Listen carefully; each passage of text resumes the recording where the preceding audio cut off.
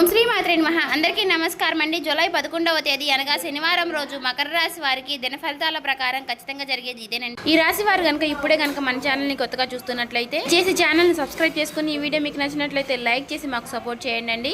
మరి ఈ రోజున జరిగేటటువంటి ప్రధానమైన అంశాల గురించి తెలుసుకుందామండి. ఈ రోజు అయితే జాగ్రత్తగా ఉండవలసినటువంటి అంశంగా చెప్పుకోవచ్చు.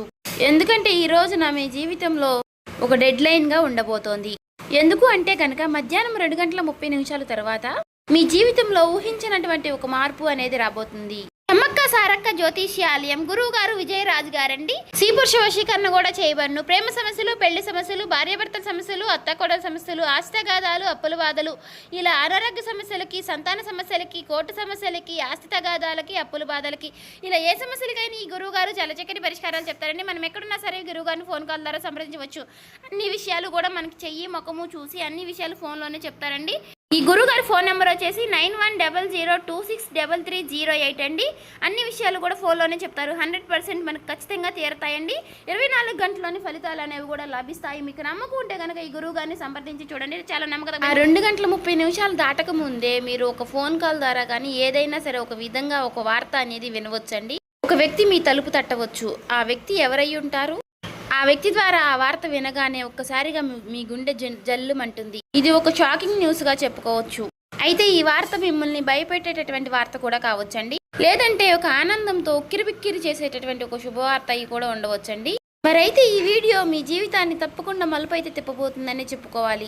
కాబట్టి ఈ వీడియోని మీరు ఎక్కడ కూడా స్కిప్ చేయకుండా చివరి వరకు చూస్తేనే మీకు అప్పుడు ప్రతి ఒక్క చిన్న విషయం కూడా క్లారిటీగా మీకు అర్థమవుతుందండి. ఇక సాధారణంగా ఏంటంటే ఈ రాశి వారు చాలా అంటే చాలా తెలివిగా ఉంటారు. చాలా గొప్ప తెలివితేటలను కలిగిన వారై ఉంటారండి. అలాగే మంచి దురదృష్టి కలిగిన వారిని కూడా చెప్పుకోవచ్చండి. అలాగే మీకు ఏదైనా ఒక విషయం జరిగే ముందు ఒక రకమైనటువంటి సూచన, అంటే అది అంతర్బోధ, అంటే ఇలా జరుగుతుంది అని చెప్పేసి మీ మనసుకి కనిపిస్తూ ఉంటుంది. కానీ ఈ మధ్య కాలంలో మీ మనసు మొద్దుబారిపోయినట్లుగా మీకు కూడా అనిపిస్తుంది కదా. అంటే మీరు అనుకున్నవి ఏది కూడా పూర్తిగా వర్కౌట్ కావడం లేదండి. గత కొన్ని రోజులుగా ఎదుటివారు కూడా మిమ్మల్ని అర్థం చేసుకోవటం లేదనేటటువంటి బాధగా, అది కూడా మీలో ఒక వంతు బాధగా ఉంది. మరైతే మీ గుండె లోతుల్లో ఏదో ఒక అద్భుతం అనేది జరగబోతుంది అని చెప్పేసి మీరు మాత్రం మనసులో పూర్తిగా ఏదో ఒక విషయంలో నమ్ముతూనే ఉంటారు. అయినప్పటికీ గత కొన్ని సంవత్సరాలుగా మీరు ఒక గందరగోళమైనటువంటి పరిస్థితులు అనేది చిక్కుకున్నారండి. చెప్పాలంటే ముఖ్యంగా ఒక ఆర్థిక పరమైనటువంటి విషయంలో కావచ్చు, లేదంటే ఒక డాక్యుమెంట్స్ విషయంలో కావచ్చు అండి, లేదా భూమి విషయంలో కావచ్చు. ఇలా మీరు ఎదురు చూపులు చూస్తూ ఉన్నారు. అసలు ఇది జరుగుతుందా లేదా అని చెప్పేసి ఒక రకమైనటువంటి సంఘటనతో సంవిధ్యంలో మీరు కొట్టుమిట్టు ఆడుతున్నటువంటి పరిస్థితులు కూడా కనిపిస్తూ ఉన్నాయండి. మరైతే మీరు బాగా నమ్మినటువంటి కొంతమంది వ్యక్తులు కూడా మీ మీద నెగిటివ్గా సమాచారం అనేది చేస్తూ ఉండటం. అయితే రేపటి రోజున మీకు మధ్యాహ్నం ఈ టెన్షన్స్ కానీ, లేదంటే తర్వాత జరగబోయేటటువంటి అంశం గురించి కానీ తెలుసుకుంటే ఇది మీకు చాలా చాలా ప్రత్యేకంగా మీ జీవితంలో ఉండబోతుంది. ఇప్పుడు అసలు విషయానికి వస్తే కనుక రేపటి రోజున మధ్యాహ్నం 2:30 లోపు మీకైతే ఒక వార్త అయితే అందుతుందండి. ఆ వార్త ఏమిటి అంటే కనుక ఆ వార్త మీ జీవితాన్ని ఎన్నో మలుపులు తిప్పుతుంది. అంటే దీని గురించి మీరు ఎప్పుడో ఆశలు వదిలిపెట్టుకున్నటువంటి ఒక పాత విషయం గురించి ఆ చర్చ అనేది కావచ్చు. అదేంటంటే మీ ఆస్తి తగాదాలు ఏదైనా, ఇలా దానికి సంబంధించి మీ యొక్క విజయానికి కారణం కావచ్చు, లేదా ఎంతో కాలంగా మీరు ఎదురు చూస్తున్నటువంటి ఒక విదేశీ ప్రయాణం అయి ఉండవచ్చు. ఇంకా లేదంటే ఒక భారీ మొత్తం ఒక అమౌంట్ అనేది మీ అకౌంట్లో పడడం, దాని గురించి అయి ఉండవచ్చు. మరి మీకు రేపటి రోజున ఆ సమయంలో ఒక శుభ పరిమాణం అనే చెప్పుకోవచ్చండి. అందులో కూడా ఒక ట్విస్ట్ ఉంటుందండి. ఆ వార్త వినగానే మీకు నేరుగా అయితే ఆ వార్త ఏమీ రాదండి. ఏదైనా ఒక వ్యక్తి ద్వారా హఠాత్తుగా ఆ వార్త అనేది మిమ్మల్ని చేరుకుంటుంది. మీ గుండె ఎందుకు జల్లుమంటుంది అంటే ఆ వార్త వినగానే మీ గుండె జల్లుమనడానికి 2 రకాలైనటువంటి కారణాలు అయితే లేకపోలేదండి. మొదటిది ఏంటి అంటే నమ్మలేనటువంటి ఒక నిజం. అంటే ఇది మనకి సాధ్యం కాదు కదా అని పూర్తిగా ఫిక్స్ అయిపోయినటువంటి ఒక నిజం. కానీ ఆ వార్త వినగానే అది సాధ్యమైపోయిన అని తెలుసుకోగానే మీ యొక్క మెదడు మొద్దుబారిపోయినట్టుగా అయిపోతుంది. అంటే మీరు చాలా ఆశ్చర్యపోతారన్నమాట. ఆ షాకింగ్ న్యూస్ వల్ల వచ్చేటటువంటి ఎమోషన్ ఏదైతే ఉందో అది మీ గుండెను కూడా తాకుతుంది. ఇక ఆ వార్తతో పాటుగా ఒక పాత వ్యక్తి పేరు కూడా మీకు రేపటి రోజున బయటకు వస్తుంది. అతను లేదంటే ఆమె మరలా వారు మీ జీవితంలోకి రావడం అనేది జరుగుతుందన్నమాట. వారు వచ్చారా అనేటటువంటి ఒక షాకింగ్ అనేది మీలో కలుగుతుందండి. అది ఆనందం భయం రెండు కలగలిపినటువంటి ఒక రకమైనటువంటి ఒక గొప్ప అనుభూతి లాగా మీకు అనిపిస్తుంది. ఈ అనుభూతి కారణంగా మీకు ఊహించిన విధంగా వచ్చేటటువంటి ఆ ఒక్క వార్త కారణంగా మీరు ఒక్కసారిగా ఆశ్చర్యపోయేటటువంటి అవకాశాలు కూడా చాలా అంటే చాలా ఎక్కువగా కనిపిస్తున్నాయండి. అయితే అసలు మరి ఇప్పుడు ఇది ఎందుకు జరుగుతుంది అంటే, ఇప్పుడు మీరు సాధారణంగా మీరు ఈ 2 గంటల 30 నిమిషాల లోపు దీనికి సంబంధించినటువంటి దీనికి కారణం ఏమిటంటే, మీరు గతంలో చేసినటువంటి ఒక రహస్యకరమైనటువంటి ఒక సహాయం అనేది, లేదంటే ఒక ఇన్వెస్ట్మెంట్లో మీరు పూర్తిగా మర్చిపోయినటువంటి పూర్తిగా ఒక పని, దానికి సంబంధించినటువంటి ఒక మంచి ఫలితాలను అయితే మీకు ఇప్పుడు ఇస్తుందండి. మీ వెనుక ఎవరో మీకు తెలియకుండానే ఈ పని అనేది పూర్తి చేస్తారు. ఎవరు చేసుంటారు అని చెప్పుకోవాలి అంటే మాత్రం ఆ భగవంతుడే చేశారని చెప్పుకోవాలి. అంటే ఈ రోజున కొంతమంది వ్యక్తులు ఆ నిజాన్ని బయట పెట్టాలి అని నిర్ణయించుకుని ఉంటారు. అయితే అందుచేత వారు ఊహించని విధంగా మీకు ఈ ధనలాభం అనేది మీదే, ఈ ఆస్తి కూడా మీదే, దానికి సంబంధించినటువంటి డాక్యుమెంట్స్ కానీ ఇలాంటివి ఏవైనా సరే తీసుకువచ్చి మీకు పూర్తిగా వివరణ అనేది చేస్తారండి. వీటన్నిటిని చూసుకుంటే కొంచెం రెస్ట్ తీసుకునేటటువంటి ప్రశాంతకరమైనటువంటి రోజు అని చెప్పుకోవచ్చు. ఊహించిన విధంగా వారు చెప్పడం వల్ల మీకు కొంచెం ఆశ్చర్యకరంగా అనిపిస్తుంది. అయితే దీనికి మరొక రీజన్ కూడా ఉందండి. గ్రహస్థితి పరంగా చూసుకున్నట్లయితే గనుక మీకు ఈ రోజున శని ప్రభావం అనేది కొంచెం తక్కువగానే కనిపిస్తుంది. అలాగే ఈ రోజున మీకు శని భగవానుడు మంచి అవకాశాలను కూడా ఇవ్వబోతున్నాడండి. రాహువుల యొక్క సంచారం, గురు దృష్టి మీ యొక్క రాశి యొక్క పైన కూడా పడిందండి. కాబట్టి ఈ 2 గంటల 30 నిమిషాలు అనేది ఈ రాశి వారికి ఒక ముహూర్తం లాంటిది అన్నమాట.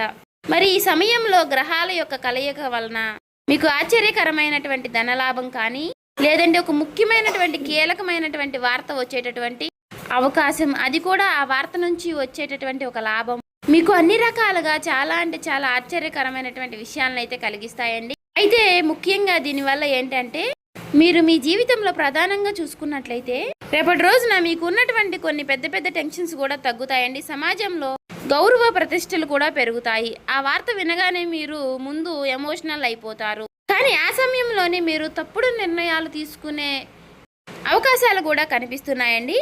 అంటే అలాగే ఏదైనా మీరు కొంచెం అంటే మీకు బీపీ అనారోగ్య సమస్యలు ఉన్నవారు కూడా ఆవేశపడిపోయి తొందరపడి నిర్ణయాలు తీసుకోకుండా కొంచెం ప్రశాంతంగా నిర్ణయాలు తీసుకోవడం, సమర్థవంతంగా ఎదుర్కొనేటటువంటి ప్రయత్నం అనేది చేయాలండి. అటువంటి శక్తి ఉన్నప్పుడు ఏ విధంగా కూడా మనం భయపడాల్సిన అవసరం అయితే లేదండి. ప్రతి ఒక్క మనిషి విషయంలోనూ కూడా శుభవార్తలు అశుభవార్తలు సాధారణం. ఒక్కొక్క రోజు మనకు చాలా ప్రశాంతంగా అనిపిస్తుంది, ఒక్కొక్క రోజు అసలు ఈ రోజే బాగాలేదు, చాలా ఒత్తిడిగా ఉంది, నిద్ర లేచినప్పటి నుంచి ఎవరి ముఖం చూసాము అన్నట్లుగా ఒక రకమైనటువంటి ఫీలింగ్ అనేది మనలో కలుగుతూ ఉంటుంది. అలా ఒక్కొక్క రోజు ఒక్కొక్క రకంగా ఉంటుంది అన్నమాట. కాబట్టి ఒక్కొక్క రోజు మనకు సంబంధించినటువంటి పనుల్లో కొన్నిటిలో ప్రశాంతత అనేది కనిపిస్తుంది. అదేవిధంగా ఒక్కొక్క రోజు మనకు సంబంధించిన పనుల్లో పూర్తిగా డేలా పడిపోతామేమో అన్నట్లుగా అనిపిస్తూ ఉంటుంది. కాబట్టి ఏదైనా మన ఆలోచన విధానంలో మనం తీసుకునే నిర్ణయాలు బట్టి ఉంటుందండి. కాబట్టి ఈ రోజున ఉదయం టైంలో ఆ శివుడి యొక్క ఆరాధన చేసుకోవడం, ఓం నమః శివాయ అనే మంత్రాన్ని జపించుకుంటూ ఉండడం, వీలైతే మీరు శివాలయానికి వెళ్ళి 11 ప్రదక్షిణలు కానీ 21 ప్రదక్షిణలు కానీ చేసుకుని కాసేపు ఆ ఆలయంలో ప్రశాంతంగా కూర్చుని శివుని దర్శనం చేసుకుని మీకు వీలైనన్ని సార్లు లేదంటే 108 సార్లు కానీ ఓం నమః శివాయ అనే మంత్రాన్ని జపించడం వల్ల మీకు ఉన్నటువంటి కొన్ని నెగిటివిటీ అనేది తొలగిపోయి పాజిటివిటీ అనేది పాస్ అవుతుందండి. ఒక మాటలో చెప్పాలంటే మైండ్ అంతా కూడా మీకు కొంచెం రిలీఫ్ అనేది ఇస్తుంది. ఇది ఒక విశేషమైనటువంటి రోజుగా చెప్పుకోవచ్చు. ఇక ఈ రోజు మధ్యాహ్న సమయంలో మీరు ఎవరితో కూడా గొడవలకు కానీ తగాదలకు కానీ పోవద్దండి. ఈ రోజున మీరు నీలం రంగు దుస్తువులు ధరించడం వల్ల మీకు మరింత ప్రశాంతతను ఇస్తుందన్నమాట. అంతేకాకుండా ఈ రోజున మీకు పసుపు రంగు వస్త్రధారణ కూడా మీకు ఎంతో జయం కలిగిస్తుందండి. అలాగే ఈ రోజు మధ్యాహ్నం మీ జీవితాన్ని మార్చేసేటటువంటి ఒక ఫోన్ కాల్ అనేది మీకు వస్తుందండి. ఆ ఫోన్ కాల్ రూపంలో మీ జీవితంలో ఒక సరికొత్త వెలుగుని నింపాలని చెప్పేసి మనస్ఫూర్తిగా నేను కూడా కోరుకుంటున్నాను. ఇక ఈ రోజున మీకు తూర్పు దిక్కు ప్రయాణం అనేది ఎంతో విశేషంగా ఉంటుంది. ఇక ఎప్పుడూ కూడా మీకు వీలైనంత సహాయం మీరు ఎవరికైనా చేయడంలో మీరు ముందుంటారు. ఒకరిని ముంచాలి, ఒకరిని నష్టపెట్టాలి, ఒకరికి సమస్యలు కలిగించాలని చెప్పేసి మీరు ఎప్పుడు కూడా అనుకోరు. మీ మనసులో కూడా మీకు ఎప్పుడూ కూడా అలాంటి ఊహలు కూడా రావండి. కాబట్టి మీ మంచితనం వల్లే మీకు ఎప్పుడూ కూడా మంచి జరుగుతూ ఉంటుంది. అలా మీకు ఆగిపోయినటువంటి పనుల్లో కూడా ఒక మంచి మార్పులు కలగడానికి అది కూడా ఒక సహాయపడుతుందండి. అలాగే మనం ఎప్పుడైనా సరేనండి చేసినటువంటి మంచి పనులు మనకి ఒక్కొక్క రోజు మనకి అవే సహాయపడుతూ ఉంటాయని చెప్పుకోవచ్చు. అలా నిదర్శనమే ఈ రోజు అండి. కాబట్టి మీ జీవితంలో రాబోయేటటువంటి మీ జీవితంలో ఒక మంచి మార్పు అనేది వస్తుంది. మీరు మనస్ఫూర్తిగా మంచిగా ఈ రోజున పాజిటివ్గా ఉండండి. మీ మనసులో మీరు ఎప్పుడు ఎటువంటి నెగిటివ్ ఆలోచనలు అనేవి చేయకండి. అలాగే మీరు ఏదైనా ఒక విషయం గురించి నిర్ణయం అనేది తీసుకునే ముందు 1కి 4 సార్లు ఆలోచించి పెద్దల యొక్క సలహాలు సూచనలు తీసుకుని జాగ్రత్త నిర్ణయాలు అనేవి తీసుకోండి. అలాగే మీ ఇంట్లో పెద్దల యొక్క ఆశీర్వచనాలతో పాటు మీ జీవిత భాగస్వామి యొక్క నిర్ణయాలని గౌరవించండి. ఇక ఈ రోజున మీరు బయటికి వెళ్ళే ముందు ఆ శివుడి యొక్క బసం కానీ లేదంటే సింధూరాన్ని కానీ ధరించండి నుదుటిన. ఇలా ధరించడం వల్ల మీకు వచ్చేటటువంటి కొన్ని నెగిటివ్ ఆలోచనలు నెగిటివ్ సమస్యలు అనేవి తొలగిపోతాయి. అంతా కూడా పాజిటివిటీగా ఉంటుంది. మీ మనసు కూడా చాలా ప్రశాంతంగా ఉంచుకోనండి. నలుగురితో నవ్వుతూ మాట్లాడండి. ఎవరి మీద కూడా చిరాకు పడడం కోప్పడడం ఇలాంటి పనులు చేయకండి. అలాగే మీకు వచ్చేటటువంటి సంకేతాల ద్వారానే మీకు రిజల్ట్ అనేది చాలా కనిపిస్తూ ఉంటుంది. కాబట్టి మీరు కొన్ని ఏవైనా సరేనండి వచ్చినప్పటికీ వాటి గురించి ఆలోచిస్తూ ఉండండి. సో చూసారు కదండి, ఈ వీడియో కనుక మీకు నచ్చినట్లయితే ఓం శ్రీ మాత్రే నమః అని కామెంట్ చేసి లైక్ చేసి మాకు సపోర్ట్ చేయడం మాత్రం మర్చిపోకండి. ఇంకా ఎవరైనా మన ఛానల్ సబ్స్క్రైబ్ చేసుకునే వాళ్ళు ఉంటే దయచేసి సబ్స్క్రైబ్ చేసుకోండి.